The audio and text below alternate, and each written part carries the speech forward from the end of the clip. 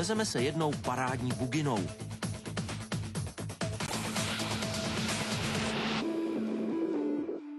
Za jednou nevšední novinkou na českých silnicích, ale i polních cestách jsme se vydali do vesničky nedaleko Rakovníka. Prohlédnout si zblízka Bugy 650 Sighting je totiž docela zážitek. Jedná se opravdu o novinku roku 2008. Je to bugina, která je homologovaná pro silniční provoz.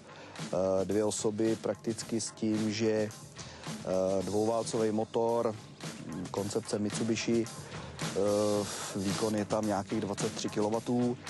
Manuální řazení, 4 kvality zpátečka. Co se týče takové té výbavy zvláštní, je tam světelná rampa horní. Přední naviják, který bez problémů vytáhne buginu z jakýhokoliv problémového místa. Jak obtížné je dostat takovýhle stroje, jak se říká, na papíry?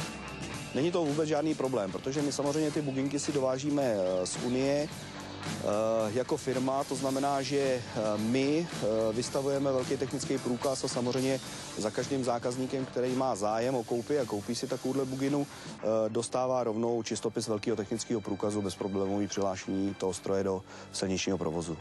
Takže s nákupem vozu okamžitě prostě může odjíždět. Jo. Jsme schopní dokonce zařídit ty převozní značky na tenhle ten stroj, takže není problém.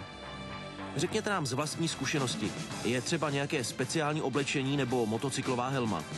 V této bugině není potřeba přilby, samozřejmě v oblečení, pokud je letní období, není potřeba nějak specifický, samozřejmě pokud jezdím někde v nějakém terénu, samozřejmě je lepší se nějakým způsobem oblíct do nějakého motorkářského oblečení, aby ten člověk v tom prostě nějakým způsobem jedna věc nezmrzl, samozřejmě potom ochrana před nějakým blátem a tak dále.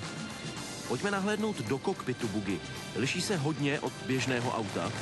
Je to hodně podobné jako v automobilu. Samozřejmě ovládání startéru, pro kuřáky zapalovač, jednoduchá věc. Potom, co se týče palubní desky, ukazatel palivový nádrže, rychloměr plus záznam kilometry.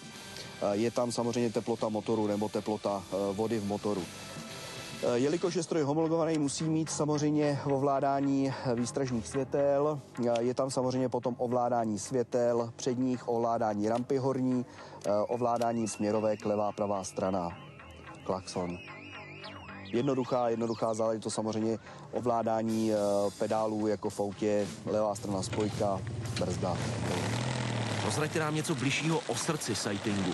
Pohon zajišťuje dvouválcový kapalinou chlazený 4-tubý motor o obsahu 650 cm. Je to klasický karburátor. Výkon u tohoto motoru je zhruba 23 kW. Nedá se samozřejmě přesně určit spotřeba, je to podle stylu té jízdy. Pohybuje se to v rozmezí 6 až 9 litrů na těch 100 km, záleží, kde se s tím jede. Když už se bavíme o jízdě, jaké maximální rychlosti bugy dosahuje? Optimální rychlostí buginy je kolem 75-80 km. Samozřejmě dá se ta buginka rozpohybovat nějakým způsobem na 110 km hodině, ale je to samozřejmě podle stavu těch vozovek a podle té stylu jízdy samozřejmě je to spíš určený pro ten asfalt, kde se ta bugina tím způsobem rozpohybovat asi dá. A co samotné jízdní vlastnosti? Má to stabilizační tyče, jak předních, tak zadních ramen. Je to výhoda i toho, že u této buginy se dá perfektně seřídit prakticky jak zbíhavost kol, tak samozřejmě odklony. Jízdní vlastnosti jsou celkem v pohodě nebo respektive jednoduchý. Je tam jednoduchý ovládání toho stroje, jak samozřejmě na řízení celkově té mašiny, tak samozřejmě na ovládání řazení a tak dále, a tak dále.